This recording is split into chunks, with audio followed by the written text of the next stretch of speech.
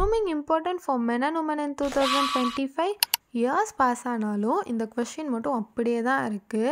ரீசெண்டாக நான் ஜேகேயோட எபிசோட் 1 பார்த்தேன். க்ரூமிங் பற்றி அவங்களோட பர்ஸ்பெக்டிவாக ஷேர் பண்ணியிருந்தாங்க.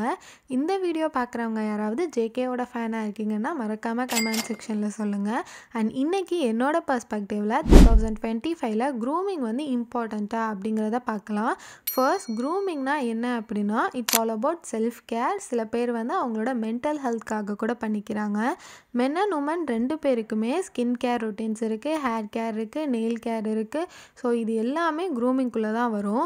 It's all about doing thing that make us feel confident and healthy.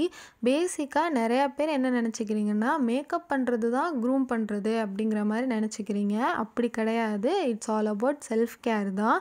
இந்த மைண்ட் செட் வந்து நிறையா பேருக்கு இருக்குது. மேக்கப் பண்ணுறது தான் க்ரூம் பண்ணுறது அப்படிங்கிறது.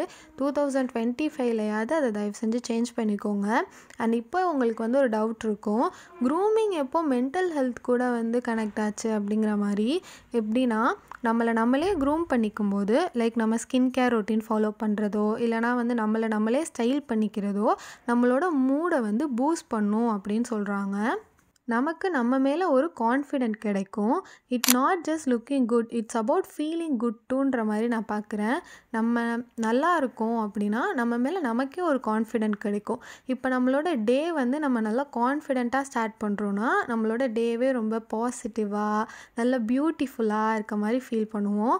You feel happy about your self. So இப்போ கெரியர் பேஸ் பண்ணி பார்த்தா கூட இப்போ நீங்கள் இன்டர்வியூ போகிறீங்க, இப்போ ஒரு மென் இன்டர்வியூ போகிறாங்க அப்படின்னா அவங்களோட பியர்ட் வந்து நீட்டாக இருக்கணும். ஆர்எல்ஸ் அவங்க ஃபுல்லாக வந்து பியர்டை ட்ரிம் பண்ணிடுவாங்க, நல்லா ஃபார்மலில் போவாங்க. உமன்னா நீட் லுக்கிங்கோட சட்டில் மேக்கப் போட்டுட்டு கூட சில பேர் போவாங்க. ஸோ இது எல்லாமே வந்து க்ரூமிங்குள்ளே தான் வரும். இப்போ ஜேகே அவங்க ரிவ்யூ பண்ண டிபேட்டில் கூட பிளாக்காக இருக்காங்க ஒயிட் ஆகிறது பேஸ் பண்ணி தான் காமிச்சிருக்காங்க. பட் அது வந்து அப்படி கிடையாதுல. க்ரூமிங் அப்படிங்கிறது யார் பண்ணிக்கலான்னு கேட்டிங்கன்னா நார்மலாக கிளியர் ஸ்கின்னாக இருக்கவங்களும் க்ரூம் பண்ணிக்கலாம், தப்பு கிடையாது.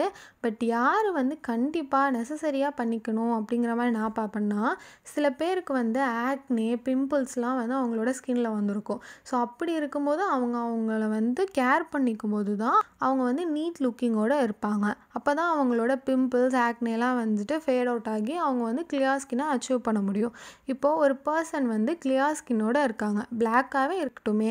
இன்னொரு பர்சன் வந்து ஒயிட்டாக இருக்காங்க, ஆனால் அவங்களோட ஸ்கின்னில் வந்துட்டு பிம்பிள்ஸ் இருக்குது, ஆக்னே இருக்குது, ரொம்ப ஒரு மாதிரி இருக்காங்க அப்படின்னா அவங்கள பார்க்கும்போது உங்களுக்கு நீட்டாக இருக்குமா? இல்லைனா இவங்க பிளாக்காகவே இருந்தாலும் கிளியர் ஸ்கின்னோடு இருக்கும்போது இவங்கள பார்க்கும்போது உங்களுக்கு நீட்டாக இருக்குமா அப்படிங்கிறத நீங்களே யோசிச்சு பாருங்கள்.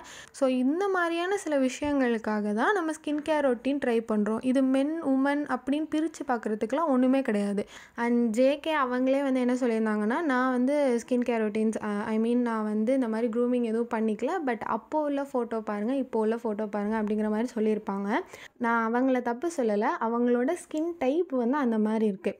இந்த க்ரூமிங் அப்படிங்கிறது சில பேருக்கு வந்து ஏன் அப்படி தெரியுதுன்னா அவங்களோட ஸ்கின் வந்து கிளியராக இருக்கும், அவங்க எதுவுமே ட்ரை பண்ணியிருக்க மாட்டாங்க, அதனால அவங்களுக்கு பார்க்கும்போது வந்து அது ரொம்ப வந்து இதுவாக தெரியும்.